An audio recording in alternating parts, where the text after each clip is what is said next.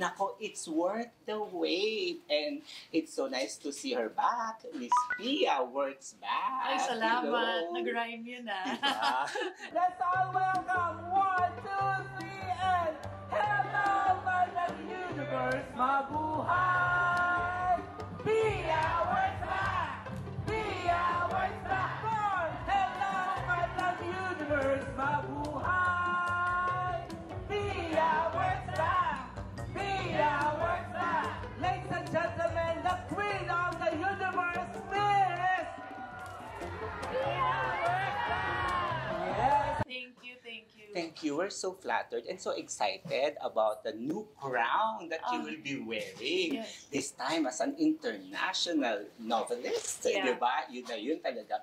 So, sa mga fans natin at mga friends natin, nagpa-survey tayo ng top 5 questions sa lahat ng mga platforms. At ito yung mga gusto nilang itanong Okay. actually. So, unang-una na kagad, what inspired you to write the novel?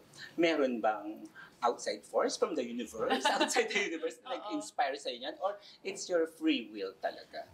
Maraming nag-inspire sa akin para sa book na to. Unang-una, alam ko na gusto kong magkaroon ng book, Miss Universe pa lang ako.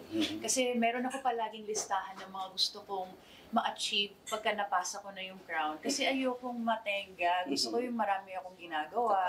So, isa yung libro sa mga naging idea ko. So, nung nagkaroon ako ng chance years later na mas may mga makilala pa sa ABS-CBN books, ganyan. Nung nakausap ko sila at meron akong mga pinresent na mga idea, ito yung pinaka nagustuhan nila. At syempre na makikinig ako at naniniwala ako dahil sila talaga ang expert at nakakaalam ko ano yung magiging successful. So, kaya ito yung napag-decide namin. Ngayon, bakit hindi autobiography? Kasi marami nagtatanong. When I was growing up, ang paborito ko talaga mga self-help book. Tapos so mga bandang high school na ako, meron ako mga favorite na mga chick lit, yung mga ganyan. At isa dun yung LA Candy ni Lauren Conrad. So, meron siyang reality TV show noon. Tapos, nung natapos na siya dun sa TV show niya, gumawa siya ng libro. Pag binabasa mo, parang siya yung nababasa mo, pero hindi talaga siya. Kasi may mga dagdag bawas, kasi nga it's for entertainment. And then, I couldn't put the book down kasi sobrang na-entertain ako at sabi ko na, ang galing naman ito kasi parang siya, pero hindi siya. So, tinandaan ko yun, tapos sabi ko na, isang araw pagka nagkaroon ako ng chance, ganitong direction din ang gusto kong gawin. Kasi, very engaging siya, magaan, tsaka, entertaining. Correct. So, Communiverse, nilinaw na po, it's not an autobiography. Yes. Kaya hindi, chill-chill lang tayo pag binasa natin ito. Kaya nga, baka relate much din kayo, di ba? Since hindi siya autobiography, yung characters kasi, pag binasa mo, sasabihin mga tao, siya din to eh. Ganun, may konting twists and turns lang, ganyan. Sinadya mo yun. Yes. It sounds like me talaga, especially sa umpisa habang kinikilala mo pa yung main character, si Cleo. She really sounds like, si Pia to, gano'n. Pero as you go through the chapters, medyo iba naman yung mga pinagdaanan niya. Ang maganda kasi sa fiction, sa ganito, is pwede kong paglaruan pa yung story. Hindi kasi kung buhay ko siya, hindi ko pwedeng dagdagan or bawasan. Kailangan true to what happened ang isusulat ko. Pero with something like this, I can play around with it. So, masaya siya. Masaya talaga. Chill-chill lang ang read. Light reading siya talaga, di ba? And nabanggit mo yung mga characters. May mga names dito nabanggit. Meron ka bang reason bakit yun ang mga pangalan ginamit mo? Did they play significant roles in your life? So, kunwari, itong name na si Thea, baka naging classmate mo pa siya nung high school or friend. Yung mga names, inimbento mo lang siya or part names ng mga relatives? Hindi sila mga names of people I know in real life. At mas gusto ko yun kasi ayoko ma-associate siya sa mga tao. Kasi nga, ayoko may malito na I'm talking about somebody in real life. So, and ayoko rin dahil may pageant siyang sasalihan at meron siyang mga kasama, ayoko na may kapangalan siyang mga beauty queen. Kasi mahirap na. Kasi ano naman siya, it's a it's a novel, so it doesn't have to follow real life. Correct. I wish I could say that it's connected to a person and a person in my life from a time, but they're just random names, honestly. Very nice. Napaka-creative siguro yung paggawa niyo kay Cleo. Para siyang clay na inayos. Cleo? Walang beauty queen. Di ba? Wala lang. Nakakanyo ko doon. Cleo. Ang buong Comuniverse, iisa ang tanong at isa to sa mga top questions. After the novel, gagawin ba ito ng movie? Naku. Di ba? Sana. Sana. Yun ang goal ko, syempre.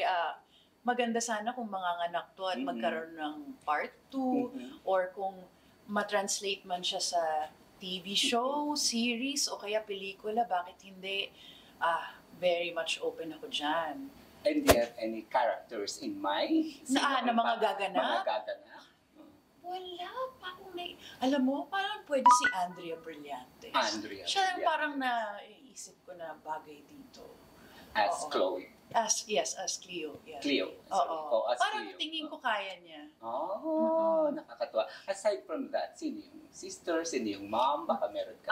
Wala pa ako naiisip sa mga ibang characters. I think,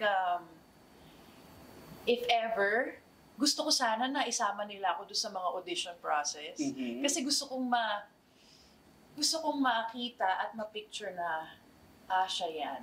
Bagay siya dyan. Pwede siya yung mom, siya yung kapatid, siya yung best friend, siya yung kasama sa mga pageant, ganyan. So I think, open naman ako sa marami pa. Hindi lang naman sa yung mga big stars. Open din ako sa mga upcoming stars. Eh, since magiging hands-on ka sa audition pala, Oo. ay insinuate mo na ba na pwede ka rin mag-produce Ay! ng sariling Oo movie? naman. I want to be part of it. Mhm. Kasi, baby ko to. So gusto ko mabantayan ko siya ng maigi. Lalo na kung magiging pelikula to, I would want to be a producer as well. Ayan. At Oo. syempre, bago pa maging pelikula yan, ngayon po ang grand book launching Yes. ng Oo. Queen of the Universe. Pero ngayon pa lang, sabi mo nga, nag-iisip na kagad, sumisigaw na book 2, book 2. Pero bago siya maging book 2, paano natin masasabi at bakit natin sasabihin na this deserves to be a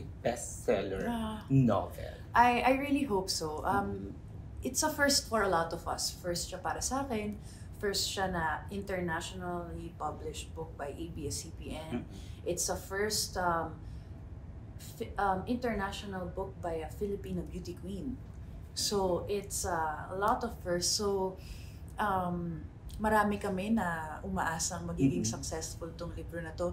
Na kinikilig ako pag nakikita ko yung mga tao, nagtinatag nila ako sa mga pictures, sa mga stories na binili nila, binabasa na nila. Tapos, inaano nila, kino-quote nila yung mga words from the book. Na natutuwa ako kasi parang ang galing dahil parang naalala ko pa yung araw na isa lang siyang idea sa isip ko na ngayon ay buo na nahawakan ko na, Correct. na naipapasa ko na sa iba. Correct. Ang galing. Speaking of, hinahawakan ng book, mag-meet and greet, mamaya magsasign. If there's one person you're missing right now na gusto mo personally ibibigay ang book with your autograph, kanino yun? Siguro sa mama ko. Oh my Wow. God! Oh my Bakit sa mama? Siyempre, I think magiging proud siya na maalaman niya na nagawa ko to. At I think kahit sino namang mom magiging proud na nakapagsulat ang anak nila at nakabuo ng ganitong klaseng project. Dito naging madali. At ayun, sana maging proud siya sa akin. Dadaling ko siya dito one of these days. At hindi ko lang siya sesendan ng copy. Gusto ko makapunta siya dito at makita niya talaga. Correct. And your mom is actually watching. Ay, oo! Hi, ma'am! Message Mama ko, to your vlogger mom. yung mama ko eh. Well, magkikita naman kami very, very soon. Yung character dito, may mom din, pero wag kayo malito, hindi siya yun, hindi sila same person. Although mabait yung mom ni Cleo, at mabait din naman ang mama ko. So, ayun. Ayun, di ba? Na-touch din ako. Oo, mabait ang mga moms dito sa libro na to. Correct. Hindi sila yung kontrabida. At syempre, hindi lang para sa mga moms, momshies, popshies, for everyone itong book na to. Please promote your book. Yes, alam kong Queen of the Universe po yung title, pero kahit na hindi kayo pageant fan, makaka-relate kayo dito. Lalo na kung meron kayong talagang pangarap na ayaw niyong bitawan kahit anong mangyari, kahit parang lahat sa mga tao sinasabi sa'yo na no, hindi para sa'yo yan, tapos parang walang natutuloy sa mga plano mo, relate tayong lahat dyan. So yun ang mga pinagdadaanan ni Cleo, at sana pagka nabasa niyo yung libro, maramdaman niyo na pwede pa rin kayo magkaroon ng corona. Yay! At piling natin talagang kinoronahan tayo sa mga sinabi na yan ni Miss Pia. Ay, mas maganda nga kaya i-vlog ninyo, i-post ninyo habang binabasa niyo. You can wear the crown habang binabasa. Diba kanya-kanyang gimmick tayo dito. Yes, we are truly inspired. So many lessons learned. Just tonight, natutunan natin na we can all turn from being stubborn to starborn. Malakpak ulit. 2 points na ako, ha? Diba, from Cleo? Stubborn to starborn. I-tag niyo ko pagka binili niyo yung libro at binasa niyo, at bigyan niyo ko ng feedback kasi talagang kailangan ko yung feedback para mas magalingan pa namin kung sakaling mga bibiyayaan kaming gumawa ng part 2.